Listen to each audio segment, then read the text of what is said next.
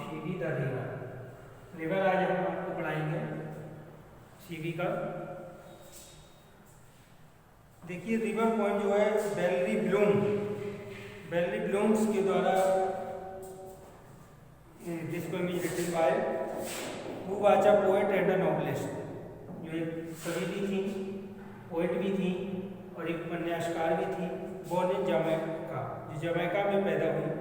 Bloom move to England in 1979 और 1979 को ये इंग्लैंड के लिए मूव हो गई। She attended the university of cantt.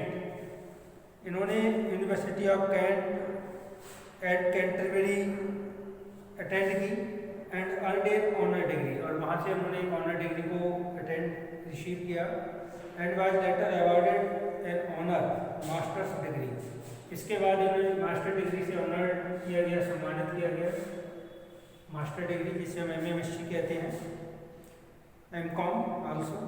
She has been living in Kent ever since. She has been living in Kent ever since. जब से ये कैंट में रह रही थी। She was appointed member of the Order of British Empire. तो इन्हें British order के द्वारा इन्हें member of the order of British से नवाजा गया।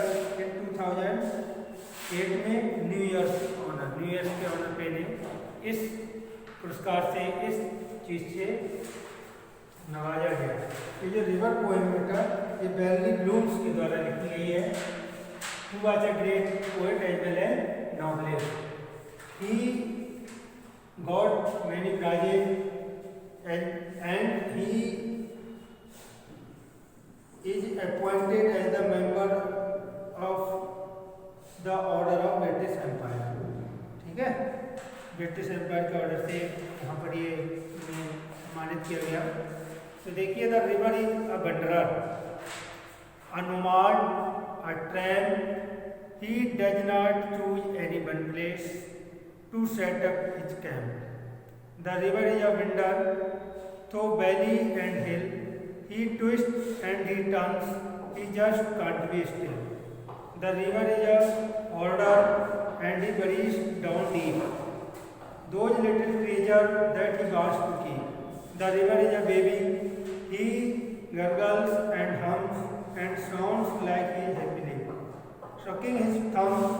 The river is a singer as he dances along the countryside. He pours the notes of his song. The river is a monster, hungry and baked. He has gobbled up trees and he has swallow you next and he will swallow you next.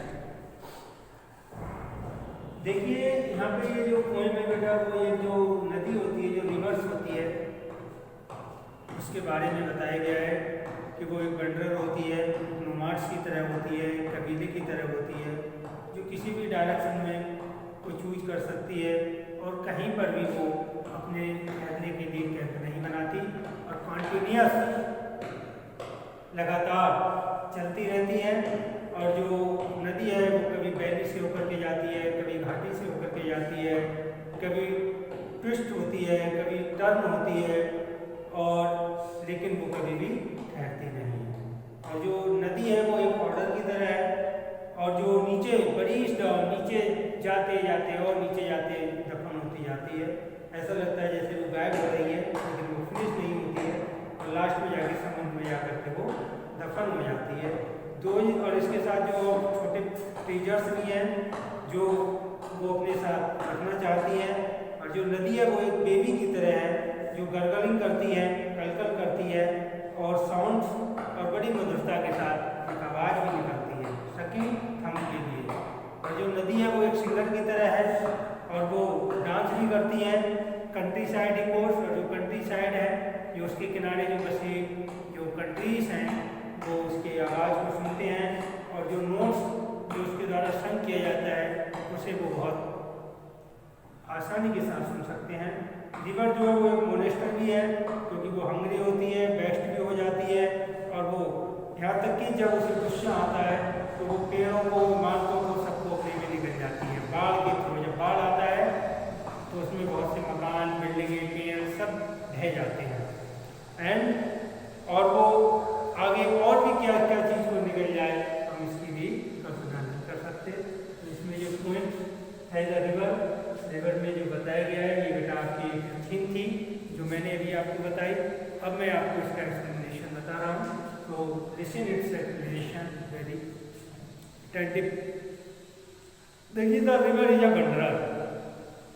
जो river है वो एक बंडरर की तरह है। जिस तरह से जो बंडरर होता है at all the time is walking here and there, उसका एक ही काम होता है इधर उधर घूमना।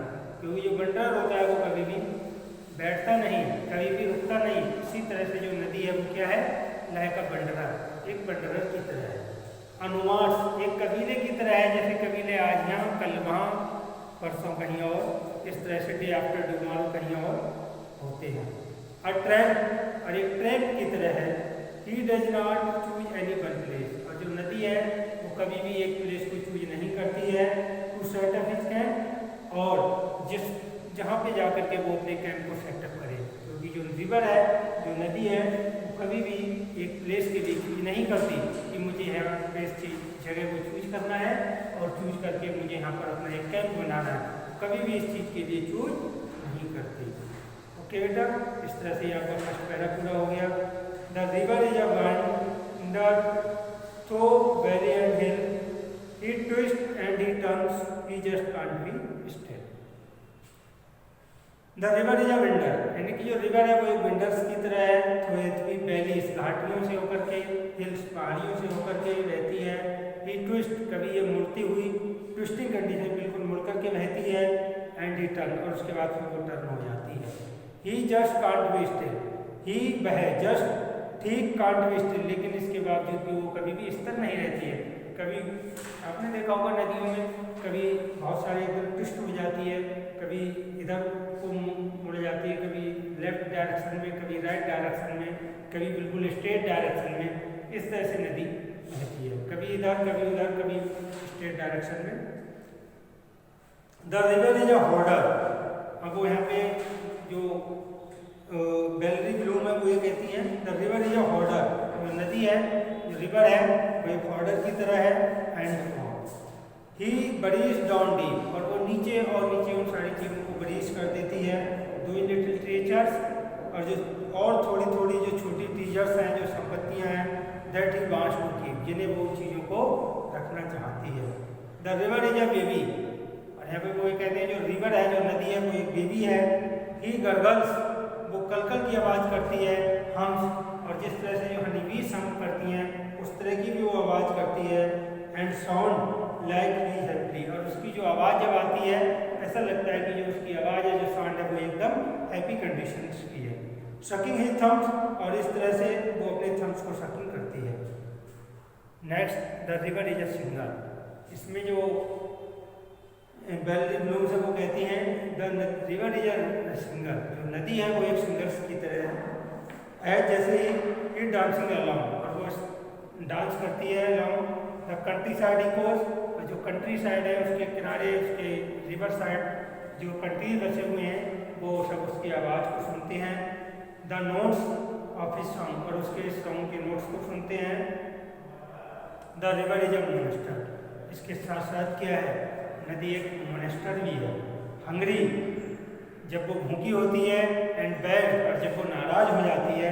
ही गोबल ऑफ ट्रीज, यहाँ तक कि वो सारे पेड़ों को, इमारतों को, जो भी उसके सामने आता है उन सबको निगल जाती है। मीन्स जब बाढ़ आती है तो बाढ़ में हर चीज़ बह जाती है। एंड और he will swallow you next, और यहाँ तक कि आगे वो और किन किन चीज़ों को सैलो कर जाए कुछ पता नहीं। जब वो नाराज हो जाती है तो हर चीज़ के लिए निकल जाती है। यहाँ पे देखिए बेटा, ये जो पोएम है, तो इस पोएम में नदी जो होती है, जो रिवर होती है, रिवर की जो थीम है, जो उसका जो नेचर है, उसके बारे में बताया गया है कि वो बहुत सारी परिस्थितियों को, बहुत सारी कठिनाइयों को सहते हुए बहती रहती है। और निसंकोच रूप से हर इंसान, हर व्यक्ति, हर जानवर उसके पानी का यूज भी करता है। लेकिन जब वो गुस्सा आता है उसके लिए, तो वो सारी चीज़ों को धराशायी ही कर देती है। ओके बेटा, इस तरह से आपका यूनिट 4 सेक्शन 3 की पोएम भी पूरी हो गई। इस तरह से आपके 4 सेक्शन कंप्लीट हो गए। ओके।